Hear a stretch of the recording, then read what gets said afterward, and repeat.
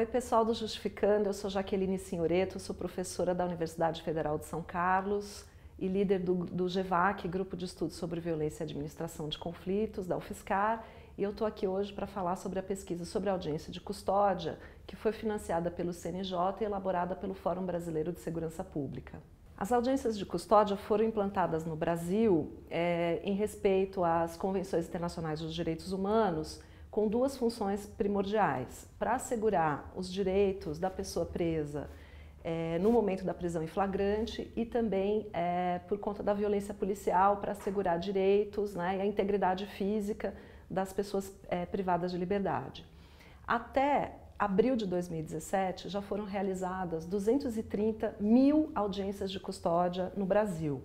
E apesar da magnitude do número de audiências que já foram realizadas, o número de presos provisórios continua subindo. Nós fizemos a pesquisa em 6 estados e nos 6 estados em que a pesquisa foi realizada, o número de presos provisórios continua na casa dos 40%. Embora a maior parte dos estados, as audiências de custódia tenham um alto índice de soltura de pessoas, né, com liberdade, que ganham a liberdade nas audiências de custódia e que vão ganhar medidas cautelares enquanto aguardam o julgamento, mais ou menos 45% das pessoas têm liberdade e 54% das pessoas vão ficar presas preventivamente.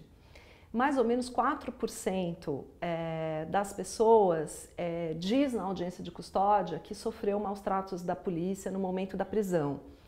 4% parece pouco, mas isso dá mais de 11 mil pessoas. Mais ou menos 10% das audiências de custódia, o juiz verifica que é necessário encaminhar a pessoa que foi presa para um serviço de assistência, seja uma assistência social por ser um morador de rua ou problema de alcoolismo e drogadição.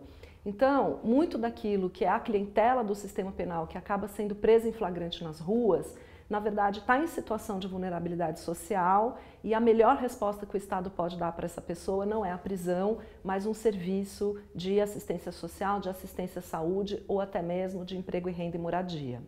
Do conjunto das audiências que a gente observou, 90% das pessoas que são presas em flagrante são homens, e a faixa etária mais predominante dessa população está entre 18 e 19 anos. Portanto, e 65% das pessoas que são presas em flagrante são negras, o que significa que a polícia que faz, né, os policiais que fazem as prisões em flagrante visam um público muito determinado, e este é o público, portanto, das audiências de custódia.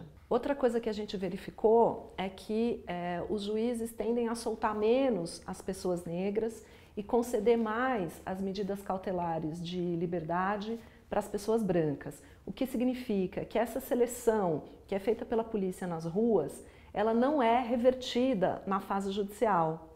No ponto das audiências de custódia, esse predomínio em torno de fazer uma seleção criminal, a seleção do público da justiça criminal, em torno dos jovens e dos negros, ele é mantido pelos juízes e promotores nas audiências de custódia. Outra coisa que a gente verificou que é muito importante é que as pessoas respondem à audiência de custódia o tempo todo algemadas, e em todas as cidades que a gente verificou, menos Porto Alegre, porque a audiência é feita dentro do presídio, né, mas em todas as 5 cidades que a gente observou, a presença de policiais militares dentro da sala, o que dificulta a expressão das pessoas que são presas preventivamente, de abordar de maneira clara e sem medo a questão da violência policial. Mesmo assim, 22% das pessoas fizeram essa denúncia nas audiências que nós assistimos. O público que vai para as audiências de custódia foi preso, em primeiro lugar, por roubo, segundo lugar, por tráfico de drogas, terceiro lugar, por furto. Portanto, não são os crimes mais violentos que são discutidos, né, que acontecem na sociedade, que estão ali na audiência de custódia. Há muito pouco latrocínio, há muito pouco homicídio, e mesmo os casos de violência contra a mulher têm uma participação muito pequena. Os crimes que são cometidos com violência, em geral, os réus vão permanecer em prisão preventiva, né? Então, das pessoas que são acusadas de crimes de roubos, 87% fica em prisão preventiva, né? E é curioso porque as pessoas que são acusadas de homicídio, 75% delas vai ficar preso preventivo. Então, portanto, uma participação menor do que aqueles que são acusados por crimes de roubo. Ou seja, na hora da audiência de custódia, promotores e juízes entendem que, de certa maneira, é mais grave cometer um roubo do que um homicídio. E o índice de soltura de pessoas acusadas de violência contra a mulher, violência doméstica, é inferior ainda ao número de crimes patrimoniais no geral. O que significa que o bem jurídico que está sendo mais protegido pelo judiciário nas audiências de custódia são os crimes patrimoniais, é o patrimônio e não necessariamente o uso da violência.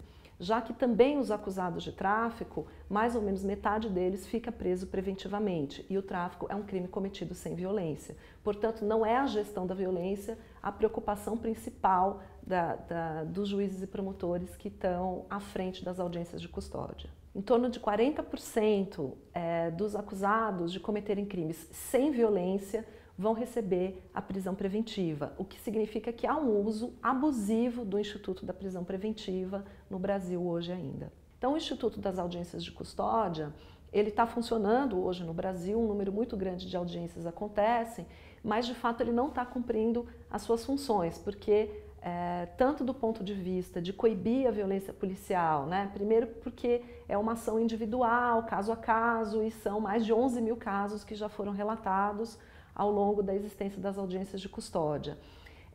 E no caso a violência policial ela tem a ver com uma política pública, né? Que não coíbe a violência policial nos policiais. E por outro lado, a redução do número de presos provisórios também não está se cumprindo, porque você tem políticas de segurança pública que são baseadas no número de prisões realizadas, são baseadas em metas de produtividade que produzem, né, um número de prisões cada vez maior, e como a gente pôde ver pelos dados das audiências de custódia, é uma ação abusiva do uso da prisão em flagrante e também da prisão preventiva pelo judiciário.